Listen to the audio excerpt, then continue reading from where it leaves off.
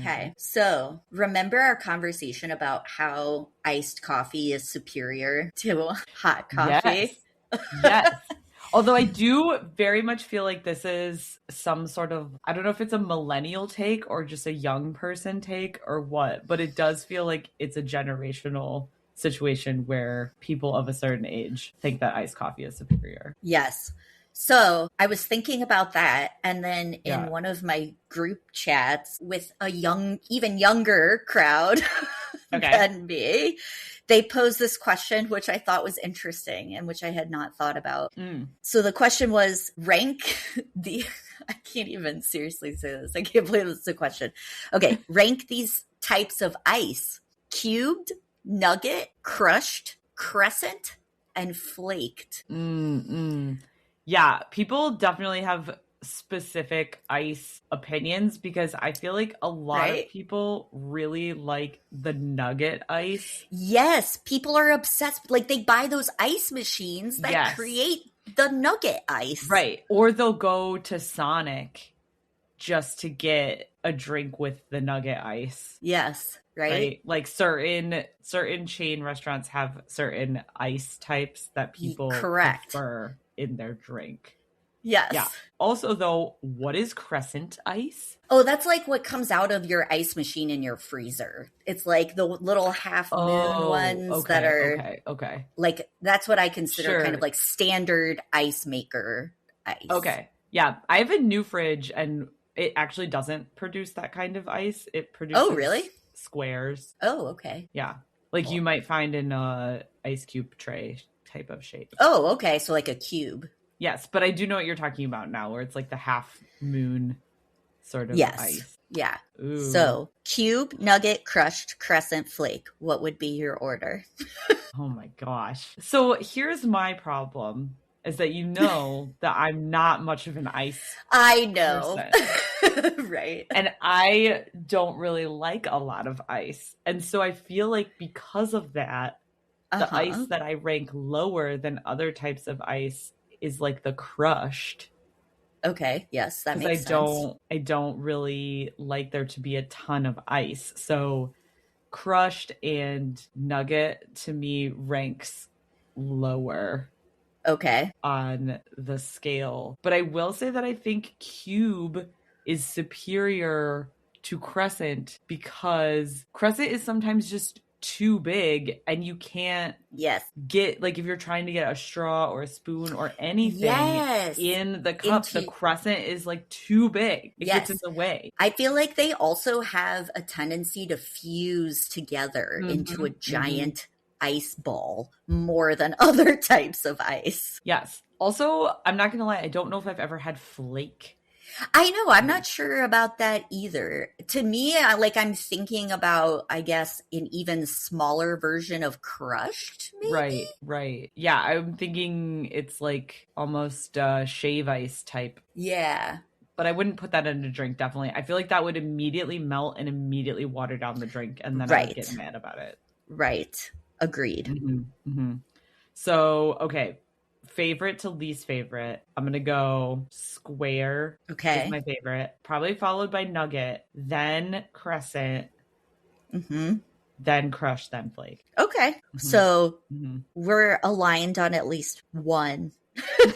So my answer was crushed first. I love. I do love a crush. Yeah. I do. I loved crushed ice because I love ice. So I want a lot of ice. Correct. Followed by nugget. So that would be the one we're aligned on as number 2. Yeah, number 2. Yep. Then I said cube because I also believe cube is superior to crescent, which is the next one on my list. And then flaked as the last. So we're actually, the same on that too. Yeah. I do think there's like a time and a place for other types of ices though. Because sure. If I got an orange crush drink and it didn't have crushed ice, like that would be weird. A disappointment. Yeah. Yes. Right. So there is a time and place. I will also throw in for your consideration the bally ice. Like the giant ball? Or have you seen like the little balls? Oh, yes. But I mean, I don't know that I've ever gotten those in a drink. like? So my friend got a new refrigerator and it makes Bali ice. Okay. Oh my God. I know. The types of ice. You know, the other one that wasn't on this list that I really love is what typically comes out of like a fountain soda machine, which are like half cubes, right? They're still square, but they're flatter. And like if you get a McDonald's Diet Coke, like those are like the square, I would call those like, I guess rectangular. Yeah. I was also going to say there's also that ice that is sort of cylindrical with the hole in the middle. It's like if you bought ice, I don't know, at a gas station or like filled your ice from a bucket, like your ice bucket at a hotel or something. Oh, okay. I see what you're saying. Yeah, I know what you're talking about now. Yeah. I feel like that's a lot less common though. Yeah. But I think that those pieces of ice are also weird to me because they also melt really easily and break in half. And then I don't know how I feel about that kind of ice either. Solid questions to ponder. These are deep questions for this podcast consideration. Maybe we need to investigate the history of ice shapes. I mean, I don't hate it. I also will say that I think you need bigger cubes in iced coffee than you do in I also wouldn't put crushed ice in iced coffee because it would probably like melt too fast. You need larger cubes, right? Because you don't want the coffee watered down. Exactly. And plus then when you swirl it around in the cup, you get the really nice noise of the ice. Yes.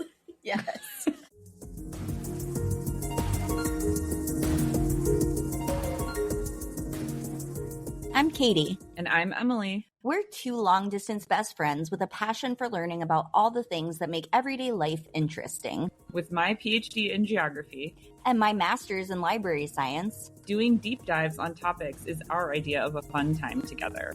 We'll share our findings with you on Researching the Obvious.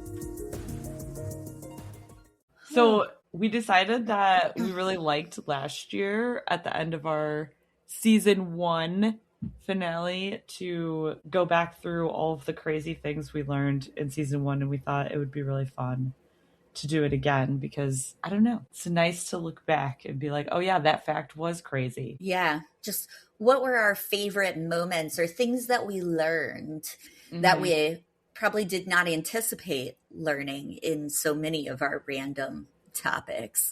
Yes. Yeah. And I do feel like this always happens every year where we think we know things and then there's always some random thing that comes up. For sure. That it's like, wait, what? Yeah. Totally unexpected. Unexpected. Where did that come from?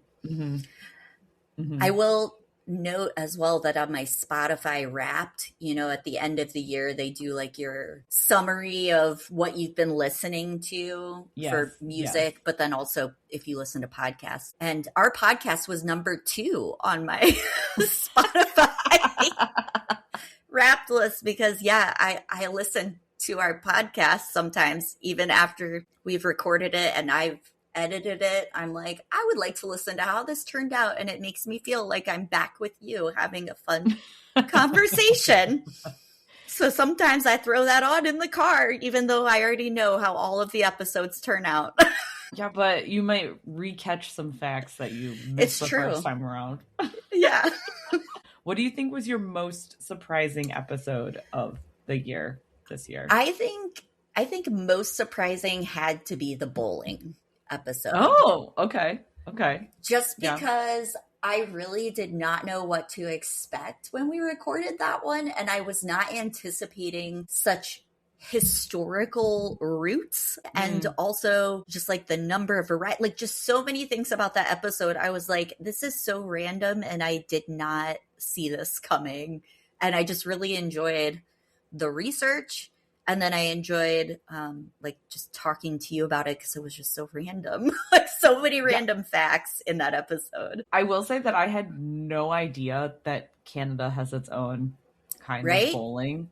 No clue. I feel crazy that I did not even consider that or know. And I'll also add that I had some listeners reach out to us and say that they were disappointed that I didn't include a sixth style of bowling in the bowling episode. Oh. And that style of bowling is called feather bowling.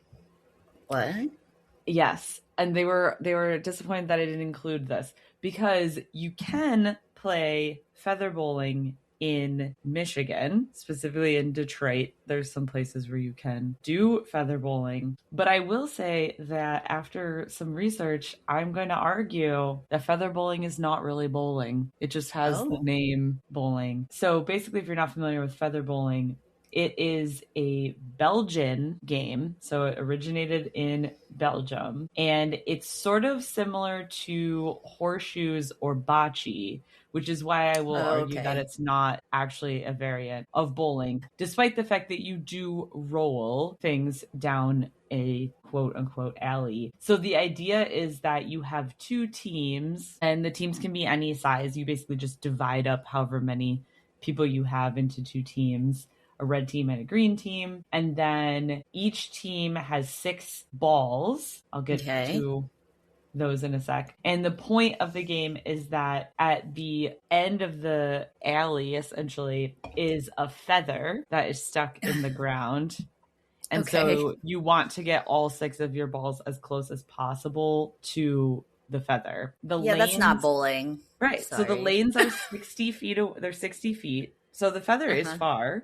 Right. And you roll the balls, but realistically, they're not balls. They're more like wheels. And so people often say that the balls look like giant wheels of cheese. Oh, okay. So they're like round in that sense, that they're more of like a cheese wheel. And so you roll them down the 60-foot lane and try to get it close to the feather. But to me, this is more like curling or bocce. Yeah, a target game. And not really a style of bowling, despite the fact that it is called feather bowling.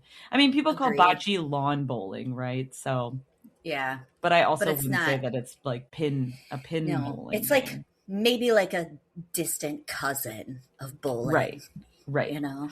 Or like it made me think of when we were talking about the origins of bowling in ancient Egypt, where maybe some of the games were more like target based because of the style of ball. Yeah. So I feel like maybe it branched off at that point. Right. Yep.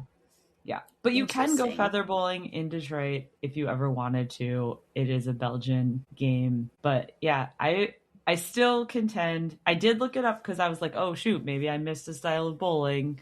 Let me check. Yeah. I do feel like it is more of a bocce style game as opposed to a pin bowling style game. Yep, I would agree with you. But fascinating. I've never heard of that. So the bowling episode was fun though.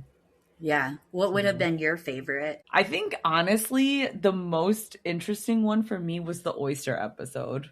Oh, okay. Because that would have been my second one. I also loved the oyster episode. That was fascinating. Yeah. Despite the fact that I was learning about the oyster industry in my free time and things like this, I had no idea the level of oyster consumption that was happening in the US. And just the fact that at one point in time, oysters were a staple food in U.S. foodways is shocking to me still. Yeah. I actually, in my notes, when I was going back over our shows and like picking out my favorite stuff, I also wrote down the oyster wars because the fact that oysters were such a commodity and that desirable and being eaten, like you said, at the volumes that they were, and the fact that there were literal like conflicts over oysters to me was like so crazy. Something I've never heard of,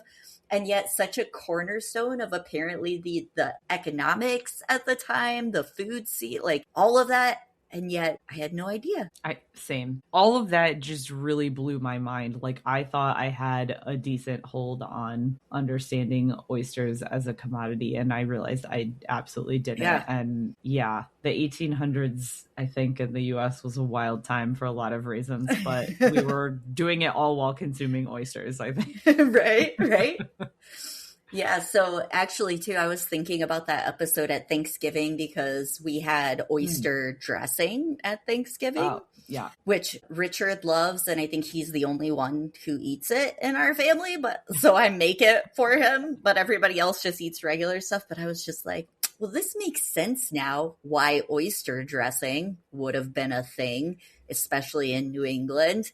Yeah. Because, I mean, they had so many and they were eating them all the time. Yeah. So. And the harvest season is peaking around, November, December, January. That's like peak harvest time for oysters too. Throw some oysters in that dressing. Right. Stuffing. It makes sense that at Thanksgiving time, we would be consuming oysters as part of the food that is naturally available at that time. So yeah, that was a good one too. Yeah. Learned a lot of things I did not expect about those little bivalves.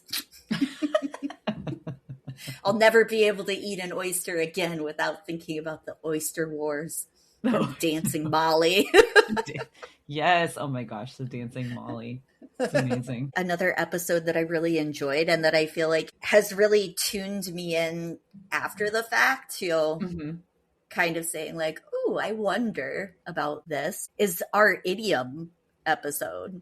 Oh. Because, I mean, one, because like idioms are such a big part of our everyday speech. So I feel like now every time I hear one, I'm like, oh, where did that come from? Or I wonder if that's been changed over time and it used to mean something different, but now it means something else. And then I got to thinking too about like corporate jargon. Gosh. Yeah. Because that's a whole other branch, right? Right. But they're also idioms because they're often these phrases that kind of have this specific meaning in a corporate setting that's not literal. So I also decided there's a few that I came across that are more recent idioms. So I know a lot of the ones we talked about, some of them dated back to Shakespeare and, have this long history. But I was kind of curious too about some of the more like maybe recent idioms. So the first one is jump the shark or jumping the shark. Have you heard this phrase? Yes, and I know where it comes from, and it's actually hilarious. It's actually hilarious. Yeah. So this is one I only learned about in the last few years. I think like I had not heard of it before, but then once I did hear about it, I was like, oh my gosh, this is this is really funny. Okay, so jumping the shark means basically when a TV show or a series has reached a point where people feel like it's starting to decline creatively or reached a point where like just the quality is going down and you're kind of like, this show really jumped the shark. So where it comes from is there was a Happy Days episode, season 5, episode 3 that aired in 1977, where Fonzie, the Fonz, actually water skis and jumps over a shark as part of the plot of this episode. And I was reading, they actually created that scene to showcase Henry Winkler's actual water skiing ability. Wait, that was him actually doing the water ski? Okay. Yes, I thought that was funny too. So and so this is a point in time at which a lot of people felt that like Happy Days was kind of on its way out. Like they were really reaching for plot points here. And like that is just an absurd example, I guess, of that. I mean, yeah, because let's be honest, why is the Fonz water skiing? Right? To begin with. And then to go over a shark makes it even more insane. Yes. Yeah. So this became kind of this, I guess, an iconic scene from Happy Days and kind of synonymous with, oh man, they've run out of ideas here because they have the Fonz jumping over a shark on water skis. So I also read, though, that it didn't actually become a popular phrase or idiom until around 1985 when a radio personality, John Hine, made a reference to it. And he actually created a website called jumpingtheshark.com with a list of his opinions about shows that had reached a certain point and were no longer producing quality material and like at what point that was. Yeah. So I do feel like that phrase, though, has transcended television now because people talk about projects that have jumped the shark or just really anything that has like gotten so off track of what it originally started as, right? As something that's jumped the shark. So that is funny. Yeah. So that I really like that one. Another one that I thought of, I mean, I know where it comes from, but being voted off the island. But that wasn't an idiom until Survivor aired. Right. I feel like there's so many of those weird early reality show phrases though, right? Do you remember people said you are the weakest link for such a long time from that weakest link show? Yes. I don't hear that one as much used anymore, but I agree. I do think some people might still say you are the weakest link or we should bring it back. But yeah, that's a good example too. But like that's one that I feel like being voted off the island, I almost like took it for granted that it's like from a reality, because like you would have to know that that's the show it came from. But I feel like that one has been pretty pervasive in speech, enough so that I wasn't really thinking about the fact that that was not a phrase until Survivor came out. It's true. Yeah. Yeah, because it almost harkens back to, I don't know, like Lord of the Flies or something with getting voted. Right? And then on the topic of TV shows popularizing things, so the other one that I think is funny that I've started to use more recently is spill the tea, or what's the tea? So this one is really interesting. So spill the tea as in gossiping or giving someone the information about what's going on in a situation, right? You might like sit down to brunch with your friends and be like, oh, tell me all the tea, or spill the tea on this situation. So I thought for a long time that that was actually tea, like the drink, which some people do spell it that way. But the way the phrase came about is it's supposed to be spill the tea as in the letter T. And the letter T stands for truth. So as in like, tell me the truth, or, you know, spill the truth. And it actually first appeared in a book, Midnight in the Garden of Good and Evil, which is a great book. It's a true crime novel set in Louisiana about a murder that happened there. I've read it. It's been a long time though. But in the book, there's an interview with a drag queen who says, my tea, my thing, my business, what's going on in my life. And apparently spilling the tea, or the tea, is something that's been part of drag culture in particular, and the LGBTQ plus community. And then that phrase became more popular. So that book came out in 1994, but it really gained traction and became more popular from RuPaul's Drag Race because they started using that phrase a lot, and then it kind of really caught on. Yeah. We owe so much popular culture to drag culture in general. Like, for real. Like, I don't know, we could do a whole episode on everything that we owe to the drag community, I think. That would be really interesting. So I was interested to read about that one because I always thought like spill the tea, like you're sitting and having tea with your for like a tea party and gossiping over I'm thinking like Victorian ladies sipping their tea and stuff. But that is not where it comes from. I mean, the thing is though, is that from what we have uncovered from the Victorian era, would proper Victorian ladies be gossiping over tea, or would they just be wearing, you know, veils made out of lead because they're in mourning because their husband died of cholera? I don't Yeah, it's true. They never did anything as fun as gossip. This is a random throwback to our first season because you made me think of that with the Victorian death situation. But I just read in the news that they caught a giant sturgeon in the Chesapeake Bay. What? And they named it Chessie because it's so big. And it made me think like, oh my gosh, but maybe that is in fact where the myth of Chessie comes from, are these giant sturgeons. Yeah. So It's the largest sturgeon that they've ever caught in the Chesapeake Bay, and it is over 200 pounds. What? Yes. And the size is 7 feet 10 inches. Oh, wow. That is a big fish. Right, right. And if you think of like a sturgeon, the shape of a sturgeon is just very long and reptilian looking. Yeah. And so I feel like, you know, if you just saw it, I don't know, crest the water or something, you could easily think that it's some sort of reptilian well, and if that's creature. The largest one that's ever been caught at 7 feet, maybe there's like even bigger ones hanging out somewhere. Yeah, who knows? I know. So they caught it and like tagged it and then like put it back. And they didn't, you know, it was a team. It wasn't like, you know, a sports fisherman displaying it or something. So it's back in the water. So who knows? Maybe it'll grow even bigger. But I thought it was funny that they named it Chessie.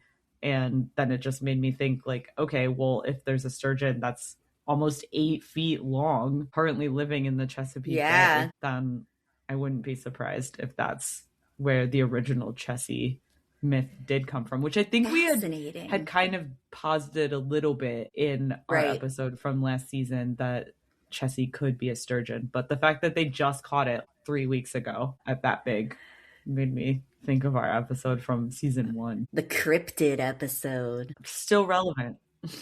So relevant. Which also makes me think I did enjoy our supernatural beings episode too. Oh, this year? Yeah, that was also a great one. And you know what I watched recently, and I was thinking to myself, So I watched the new Frankenstein. Have you seen that? Oh, yes. Yeah, directed by Guillermo del Toro. Which I love.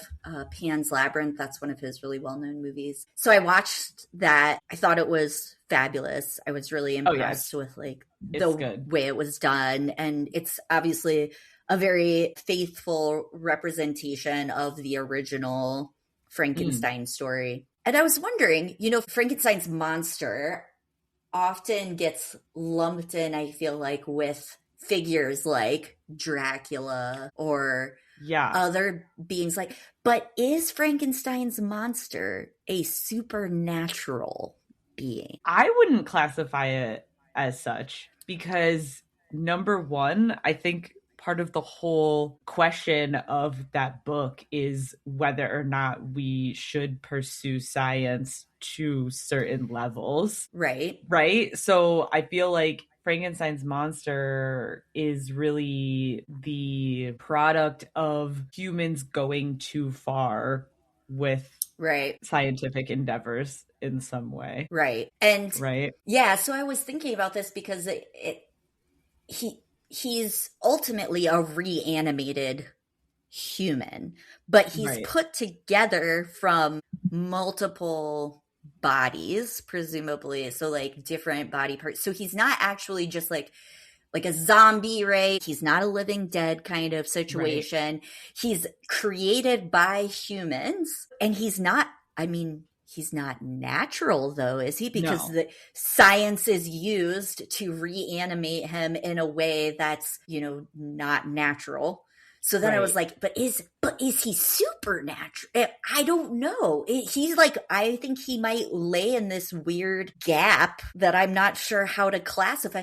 And I think, for the record, I agree with you. I think you're right. It's maybe a better representation of like when science goes too far. Yeah. Because I put it actually in the same category. Like Frankenstein sort of is in the same category as like iRobot. Okay, so like artificial intelligence even. Right? Where because it's almost like a science fiction, except like when it was written, they didn't necessarily have like the capability to have computers and stuff. But it is sort of a similar tale of like science and going too far, robots taking on human traits, like taking on human traits and things like this, because that's also the peril of Frankenstein's monster, I guess, too, is that he wants to become human, but ultimately at his core, like, he isn't. And I think that's the peril of like iRobot too, where like they robots want to become human on some level, but then they're not. But then, I mean, and so it got me thinking too, though, is Frankenstein's monster human? I mean, because they kind of allude to this idea that maybe that he has this emotional depth and like a soul. I'm not looking for like a firm answer here. It just got me to thinking. And then it also got me to thinking about how more modern portrayals of Frankenstein's monster have kind of been juxtaposed to supernatural beings, but it's a different creature to me. It is interesting though, bringing that up, because you're right. I think, you see, I don't know, Hotel Transylvania or some like Halloween cartoon, and there's werewolves and there's Dracula, and then Frankenstein's monsters just chilling there in the corner, right? And there's mummies or the monsters, right. Yeah. It just got me to thinking after watching that movie, and then like thinking about our supernatural beings and like kind of where those come from, how they originate, the mythos behind them. And I guess you could make an argument that Mary Shelley's novel was like a certain mythos origin story for that kind of monster. But I agree with you. It's definitely in a different category. I just didn't know where to place it. And I just thought it was interesting that it's also gotten lumped in with some of those other supernatural beings that we usually talk about or think about. Yeah, it's true. It is true. Because I feel like when we were talking about supernatural beings, they're these like otherworldly creatures, but ones that are still existing on their own, like they're creating them, right? Like it's like a part of the world that is being created, right? Like the Wendigo or whatever, it's a being that exists in society, period. It's not like a human created it, although there are some of those like myths about the shapeshifters taking on animal skins and stuff and becoming certain animals and like forcing themselves to change. So I was thinking about the skinwalker myth and them being a corrupted version of a human who's chosen a different path. So I, again, not looking for a firm answer, but it just got me to thinking. Maybe next season I can do a deep dive on Frankenstein's monster. Yeah. That'll be our Halloween episode in the future, as we'll look into other Halloween creatures. Yeah. Yeah. But I agree with you. It doesn't quite fit the mold of your typical supernatural being yet. What is it really? What is it? What is he? That's what Frankenstein's monster is contemplating the entire movie. I think so too. I know, right? Who am I? Right? It's a very existential question, and now I'm asking it myself. What are you, monster? I did like talk.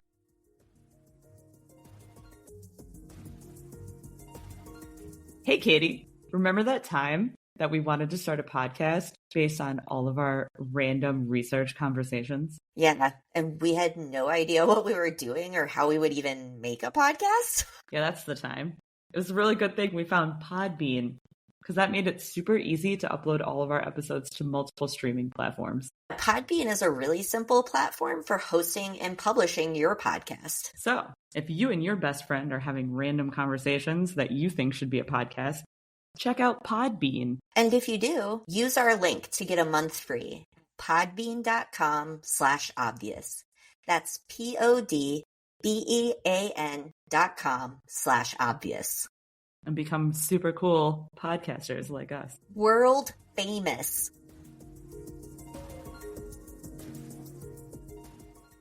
Thinking about movies so much this season too, though, with all of the rom-coms that we looked into. Oh, me too. Me too. That really got me on a kick, going back and watching old rom-coms and also just checking out some new ones. And actually, it was funny, a couple weeks ago during our trivia night, our trivia master had a round where she read some notable quotes from movies, and then she gave us the year that the movie came out, and then we had to come up with the title. And at least two of them were famous rom-com quotes that I knew immediately. Oh, yeah? So what were the quotes? I want to know if I know. So the first one was, "I'm also just a girl standing in front of a boy, asking him to love her." Oh, no. I put it in our show notes. I put that quote in our show notes. Yeah, I know. That one is, oh my gosh. It scored the highest on my scorecards. I was gonna say I'm totally blanking on it. I'm like picturing the scene. Yeah, you want me to tell you? Notting Hill. Yes, you got it. Yes, there you okay. go. I was like, wait a minute, I know it. Yeah. But I was surprised when she read the answers, there were several teams that were like they didn't know it. And I was like, oh my gosh, that one's like so iconic to me. Maybe just because I've seen that movie 1,000 times. Yeah. I knew immediately. The other one was I'll have what she's having. Oh yeah. That's When Harry Met Sally. Yeah. I feel like even people who have never seen When Harry Met Sally knew that was. Well, because that's just like parodied. Like there's like commercials that yes, use that line, and I feel like that's just parodied so much. Yes, it's a good one. Yeah. So that made me, and of course I was sitting at our table, and when I knew those, I was like, I talked about this one in our rom-com episode of our podcast because I have to slide that in there, let everyone know that I have a podcast, and we talked about rom-coms all the time. Yeah. I have, of course, been catching up on some Christmas films. The Christmas rom-com. The Christmas rom-com, which is its own separate category. Yes. Rom-com, I feel. There's some good ones on Netflix. We just watched one recently, a new Netflix one starring Alicia Silverstone. Oh, I saw previews for that. What is it called again? Merry Little Xmas, but it's EX. Yeah. Like ex-boyfriend, ex-husband, ex-whatever. Honestly, it was cute. Was it? Yeah. Okay. Oh yeah. There's a lot of people in that movie too. So it was a fun cast. The cast was fun. Yeah. I need some new holiday rom-coms to watch. My favorite holiday rom-coms are probably The Holiday and The Family Stone. But yeah, it would be nice to have some. I'm a sucker for like the old school ABC Family. Yeah. Rom-com. There's that one that starring Amy Smart called The 12 Dates of Christmas. I don't know if I've never seen that. Oh, no. It's a great one. It's a great one. Highly recommend. Real classic. Speaking of rom-coms, was thinking about this. Now, I haven't seen this one yet, but I wanted to see if you've heard of it. It just came out this year, and it's called Eternity. Oh, I did see some previews for that, but I didn't see it yet. Yeah, the premise is that this woman she dies and goes to heaven, and she has to choose who she's going to spend eternity with, and she has two husbands. So she has a husband that she married early on in life that died in a war, and then she has a husband that she married later, and she has to choose. Oh no. Yeah. So I am thinking like it's tight. It's classified as a rom-com, but I'm like, this sounds horrible. Yeah. Like, how are you supposed to? Yeah, also eternity. That's a really long time that you're trying to choose to spend with someone. And why should you have to choose? Right. This needs to just be a why choose novel, not a rom-com. Yeah. I don't know. I may watch it. Like, I was like, that sounds like kind of a bummer, but like I've talked to some people who said it was pretty cute. They liked it. Okay. And I was like, okay, well, and maybe this is another example of like what we were talking about with the modern rom-com where they're putting a little bit of a serious spin on it or like some deeper questions, but there's still like a little bit of the rom-com elements. So I'm kind of interested, but yeah. And then as I was talking to someone about this, they were like, yeah, I feel like they don't release as many like light, fun rom-coms as they used to. And I was like, hey, you should listen to my podcast episode. Right. So it's definitely after we did the rom-com research, and I feel like that topic has come up unprompted by me in multiple conversations. And I feel like it was a very fun yet relevant episode. Yeah, I enjoyed it. I didn't realize how much, I guess I just didn't realize how much of a long history rom-coms had. Yeah. Like I knew Shakespeare, right? I knew like his plays are, a lot of those are considered rom-coms, but I think within the film industry, I guess I wasn't thinking that some of even the earliest films we have from the 30s are technically rom-com films, and that was like a very popular early genre of film in general. Yep. I mean, it makes sense if you think about the history of theater and such, but I guess I just never equated the two for films. Yeah. No, agree. It's like one of those things, especially as an English major in college, I was like, oh yeah, not surprised at all to learn that all of this stems back to early literature. At the same time, had I really thought about how that evolved, how it influenced the film industry, how the theater then influenced, again, just probably one of those things I hadn't given a ton of thought to. So not entirely surprising, but really fascinating to dig back and see how far back it went, how the film industry shaped it even further and kind of branched off even from the literary traditions. So yeah, that was a really fun topic. I will say the one topic that I honestly didn't realize just how much information we had until we started recording was about chain restaurants. Oh, yeah. I thought that was just going to be sort of a little dive into some aspects of chain restaurants and I don't know who the first chain restaurant was or whatever. And then that ended up being 2 whole episodes about the restaurant industry in general, plus also popular chains that sort of were on the forefront of restaurant industry changes. Developing that whole category of food service. Yep. Right, exactly. Yeah. And I must say that now every time I go to a chain restaurant and eat there, I'm like definitely Googling to see how it came about, whether it's a corporate or a franchise model. Yeah. where it originated. And what's crazy is we didn't even talk about chains that existed and then don't even exist anymore. So like one of the ones that I know we didn't cover, Howard Johnson's, which I know has come up, and I think we didn't cover it because they don't really exist anymore as chain restaurants. So it wasn't something that popped into our lexicon of I don't think I'm familiar with Howard Johnson. So I looked up a little history on it because I was just curious. And basically, Howard Johnson's restaurant is, you know, they didn't invent the idea of franchising, but they are credited as one of like the first big successful franchise restaurants in the US. They opened their first franchise Howard Johnson restaurant in 1935. Oh, wow. So they had one location in Quincy, Massachusetts, and then someone wanted to open another Howard Johnson's in Cape Cod, but the restaurant owner, Howard Johnson, that's where the name comes from for the restaurant, he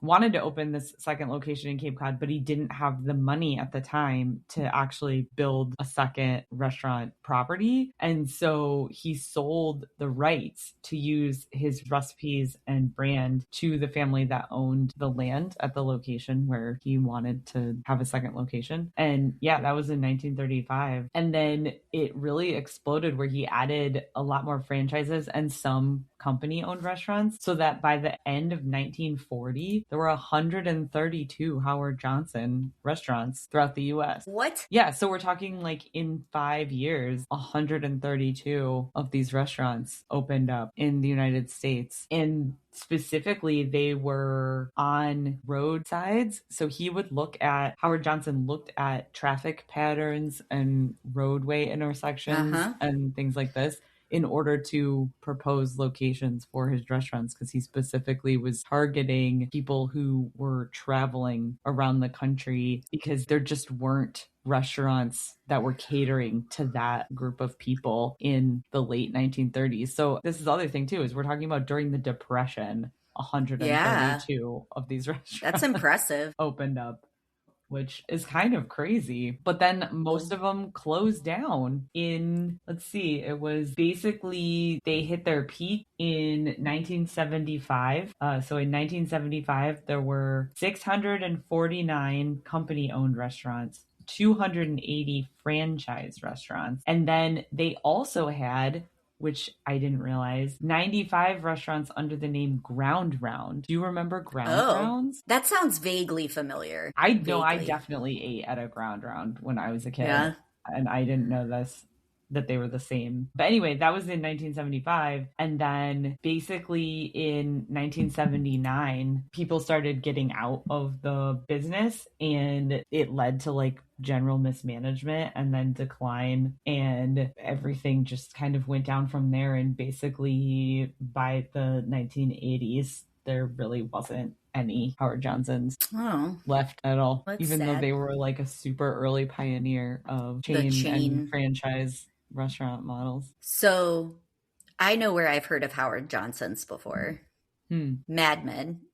I mean, that makes sense because they were at their peak in the late 60s. Yeah. And then funny enough, I feel like Mad Men comes up on this podcast really often for some reason. Facts. I feel like we should rank the things that appear most frequently on this podcast, which is like The Mummy, because, necessary things. / Egypt. Right. Prohibition for sure. Constantly. A lot. Yeah. Yep. Just the Victorian era. Yeah. Victorians in general.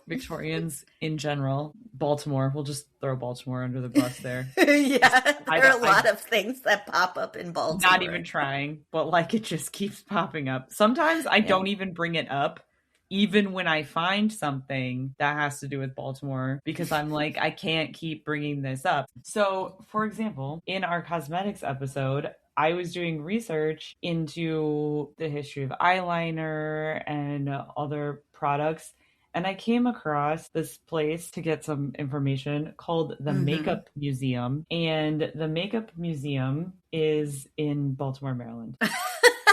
That's really random. And I was like, but why? Like, why? It doesn't even make sense. Like, why is that even here? But it operates virtually, embracing an innovative approach to accessibility and engagement. The collection is physically housed in the curator's home in Baltimore, Maryland. It's really random. I don't know. I know. I'm really not trying. I promise. But yeah, I also feel like Mad Men, though. That's got to be on the list of things that come up on this episode all the time. Yeah. It makes me think back to our condiment episode too, and Heinz and all of their innovative worker policies and all of that. That was also an unexpected turn to just talking about some really condiments. Yeah. I did not realize that Heinz was basically like, I don't know, the original Tech Bro campus, having, libraries where people could hang out and carriage rides in the park where workers could go on their lunch break. Yeah. Unexpected. Yep. I love any episode we do about some kind of food, though, honestly. That is true. I know we have a lot of that as our topic, but it's because I love it. I love it so much. I love talking about food, and I love researching it. You know, it was something that I did do research on for our beer episode, but I never got to talk about it in the episode. Was I looked up the difference between ales and lagers. Oh, okay. Yeah, because I was just curious, because I feel like people are always talking about ales and lagers, and I was like, I don't understand the difference between these two. I know they're different types of beer, but why are they different types of beer? And basically the difference between ales and lagers is it comes down to the type of yeast that is used in the beer. Ales, they use a yeast that there's no way I'm going to be able to pronounce properly. Saccharomyces cerevisiae. I don't know. Okay. Anyway, it's a top fermenting yeast. So what that means is that it eats the malt sugar at the top of the fermenting tank.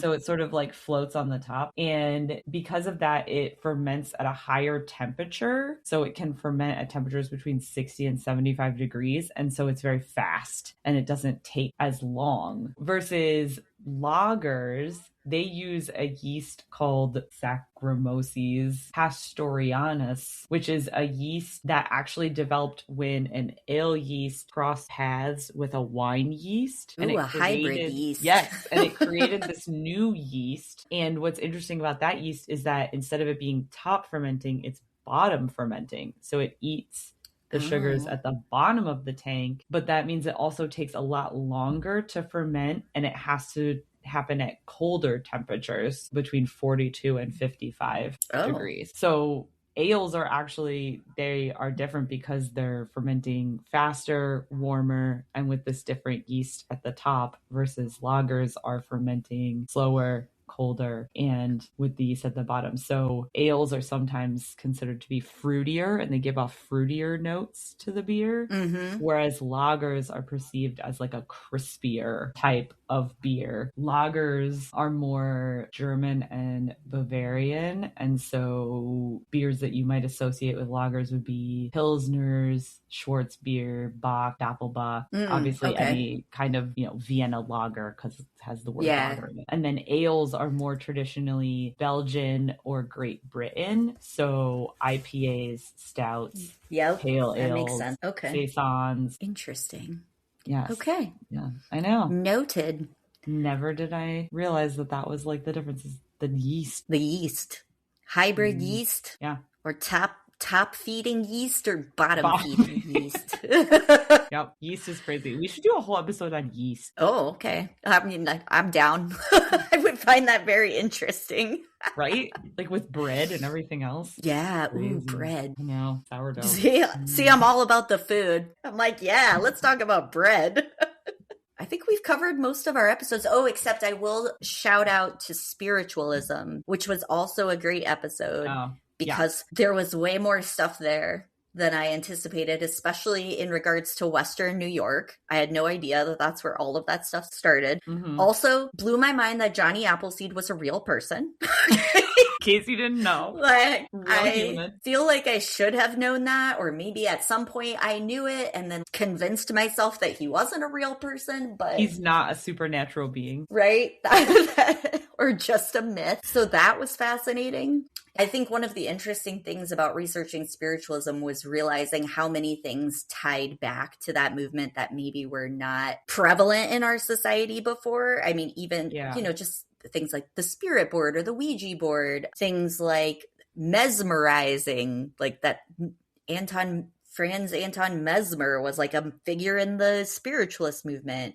Right. The fact that spiritualism was itself a religion, that was fascinating to me. Even thinking about like some of the supernatural stuff we were talking about, even the idea of haunted houses as we know them today, that comes pretty much from the spiritualist movement, like seeing, like hearing knocking and like, seeing specters and stuff like that. Like a lot of that is all from spiritualism. And even though societies may have talked about ancestral ghosts or presences or whatever in some capacity prior to the spiritualist movement, it wasn't as solidified in some way, in the way that we conceive of that today. Yeah, it's made me think too about, like we've watched some of those like ghost hunting shows or like I know I've mentioned the telepathy tapes before and other phenomenon like that I now am looking at and kind of going like, I wonder how open we would be to this without the spiritualists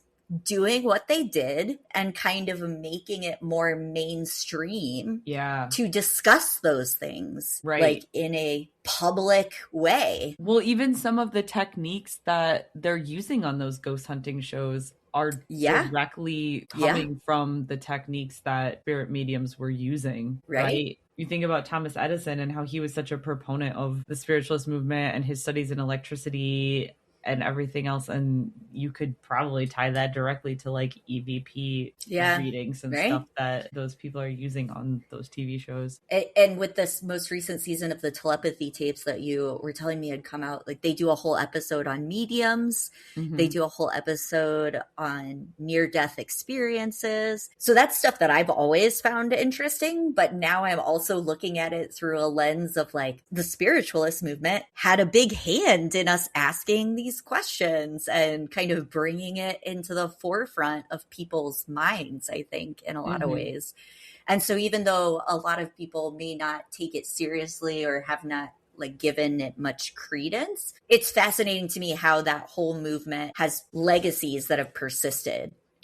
I think we're still grappling with some of the same existential questions that the more, I would say, hardcore spiritualists, because, it was such a secular thing that I'm sure there were plenty of people that were just sort of tangentially interested. But I think some of the more existential questions that some of those hardcore spiritualists were grappling with, we still are talking about in certain circles. Like it never really went away. Yeah. I don't think. despite the fact that it maybe isn't as popularized as it was back then. But you can still go see. I mean, I think of even like the Long Island medium, Teresa Caputo, like she sells out auditoriums on her tours, right? And like that's basically just a modern version of what they were doing back with the Fox sisters, right? Yeah. This year definitely had some twists and turns in our season. Yes. Like we weren't anticipating a few of the episodes that we recorded this year. Right? They kind of came out of left field a little bit. Yeah. There's an idiom for you. Came out of something that we were researching for something else, you know? And I don't know. I fully anticipate with season 3 that the same kind of thing will happen. But yes. I hope so. Some things that we thought were obvious, and yet there's much more to the story than we realized, which is what I love about it. I love going down those rabbit holes with you. Yeah. Well, I just want to give a shout out to everyone that listened to our podcast for season 2. And, you know, we do plan to be back for season 3. So in the next couple months, if you have things that you come across that you want to hear us deep dive into, please let us know. You know, some of the episodes this season came from listeners telling us to check out Benihana and see what we discovered. Yeah. So you never know what you might find. And if there's something that you think we should dig into, definitely let us know. Yeah, we love that. We love topics we didn't think of. So we'll be taking a short break at the beginning of the year to kind of organize and collect ourselves just like we did this year. But like Emily said, we will be back with a season 3 and many more obvious and not so obvious topics. Probably some of them will have to do with food. Inevitably.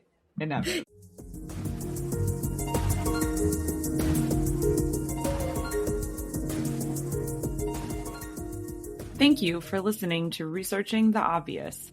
To learn more fun facts about everything that we're researching, follow us on Instagram at Researching the Obvious Pod, all one word. You can also follow us on Spotify, Amazon Music, or wherever you get your podcasts. If you know someone that you think would enjoy listening to all of our findings, please feel free to share or give us a review. Researching the Obvious is written, produced, edited, and hosted by Emily Fekete and Katie Nakanishi. Tune in next time to hear more obvious facts.